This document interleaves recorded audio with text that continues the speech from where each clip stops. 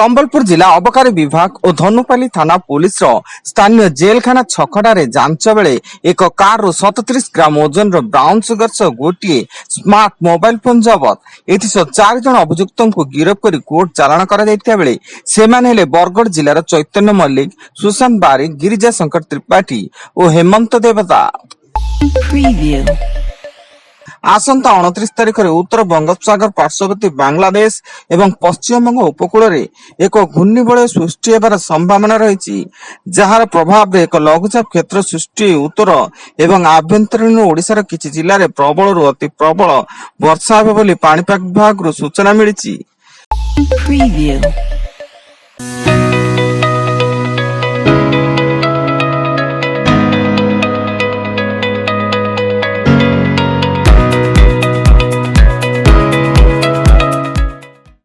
Preview.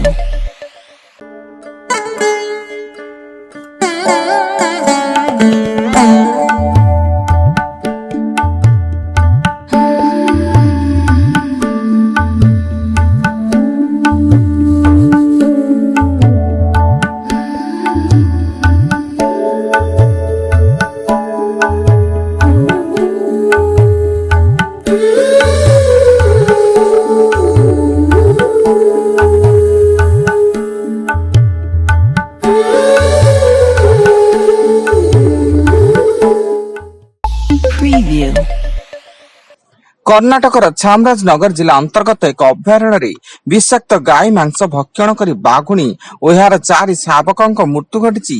ଏହି ଘଟଣାରେ ସ୍ଥାନୀୟ ବନ ବିଭାଗ 3 ଜଣଙ୍କୁ ଗିରଫ କରିଥିବା ବେଳେ ଗିରଫ ଅଭିଯୁକ୍ତଙ୍କ ମଧ୍ୟରେ ମୃତ ଗାଈର ମାଲିକ ଥିବା ସୂଚନା। Preview.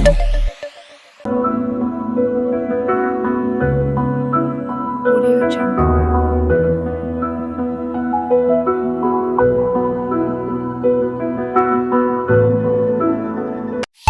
Preview. Audio Jungle.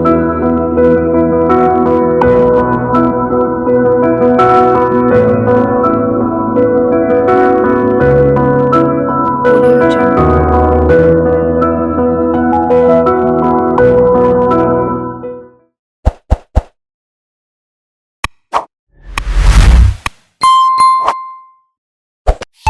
Preview. ଭାରତୀୟ ମହିଳା କ୍ରିକେଟ ଦଳର ଖେଳାଳି ସ୍ମୃତି ମାନ୍ଧାନା ଅନ୍ତର୍ଜାତୀୟ କ୍ରିକେଟରେ 3ଟି ଯାକ ଫର୍ମାଟରେ ଶତକ ହାସଲ କରିବାରେ ସଫଳତା ଅର୍ଜନ କରିଛନ୍ତି। ସ୍ମୃତି ପ୍ରଥମ ଭାରତୀୟ ମହିଳା କ୍ରିକେଟର ଯିଏକି ଦିନିକିଆ ଟି20 ଏବଂ ଟେଷ୍ଟରେ ଶତକ ହାସଲ କରିଛନ୍ତି। Preview.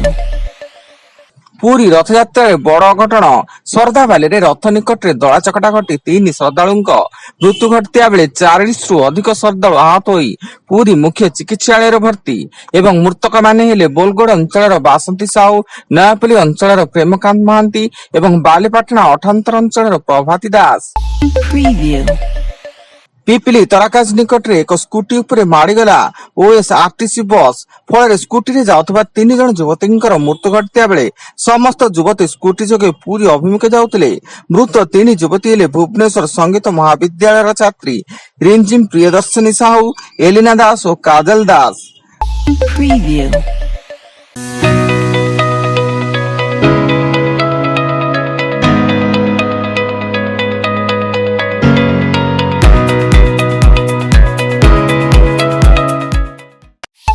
Preview.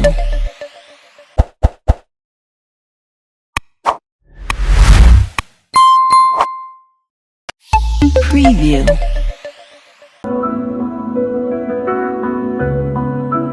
Audio Jungle.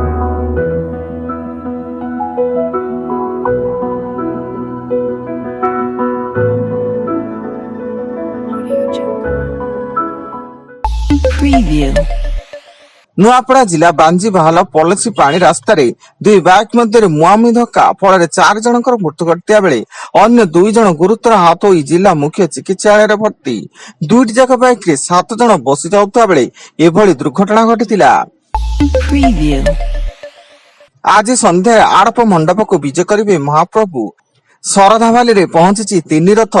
ରଥରେ ବିଜେ କରିଛନ୍ତି ପ୍ରଭୁ ଶ୍ରୀ ବଳଭଦ୍ର, ଶ୍ରୀ ଜଗନ୍ନାଥ, ଦେବୀ ସୁଭଦ୍ରା ଓ ଚକ୍ରରାଜ ଶ୍ରୀ ସୁଦର୍ଶନ। ଦାରୁ ପ୍ରଭୁଙ୍କ ଦର୍ଶନ ପାଇଁ ଶ୍ରଦ୍ଧାଳୁଙ୍କ ଭିଡ ବଢିବାରେ ଲାଗିଛି।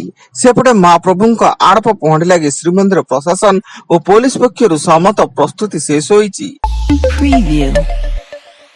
ରେଲୱେ, ବ୍ୟାଙ୍କିଂ ଆଦି ଅନଲାଇନ ପରୀକ୍ଷାର ପରୀକ୍ଷା କେନ୍ଦ୍ର କରିବାକୁ ଯାଇ ତିନୋଟି ଘରୋଇ କଲେଜ ଠକାମିର ଶିକାର ହୋଇଥିବା ସାଇବର ଥାନାରେ ଅଭିଯୋଗ ହୋଇଛି।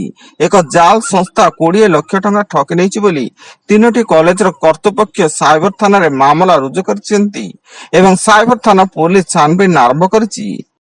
Preview. ଏବଂ ପଶ୍ଚିମବଙ୍ଗରେ ପଦ୍ମ ପୁରସ୍କାର ବିଜେତା ସ୍ୱାମୀ ପ୍ରଦୀପ୍ତାନନ୍ଦ ସାଧୁଙ୍କ ବିରୋଧରେ ବଳାତ୍କାର ଅଭିଯୋଗ ହୋଇଛି। ସ୍ୱାମୀ ପ୍ରଦୀପ୍ତାନନ୍ଦ ଓରଫ କାର୍ତ୍ତିକ ମହାରାଜ ପଶ୍ଚିମବଙ୍ଗର ମୁର୍ଶିଦାବାଦ ଜିଲ୍ଲାର ବେଲଡାଙ୍ଗା ସ୍ଥିତ ଭାରତ ସେବାଶ୍ରମ ସଂଘରେ ସାଧୁ ଭାବେ କାର୍ଯ୍ୟରତ ଥିବା ବେଳେ ତାଙ୍କୁ ଚଳିତ ବର୍ଷ ପଦ୍ମଶ୍ରୀ ପୁରସ୍କାରରେ ସମ୍ମାନିତ କରାଯାଇଥିଲା। Preview.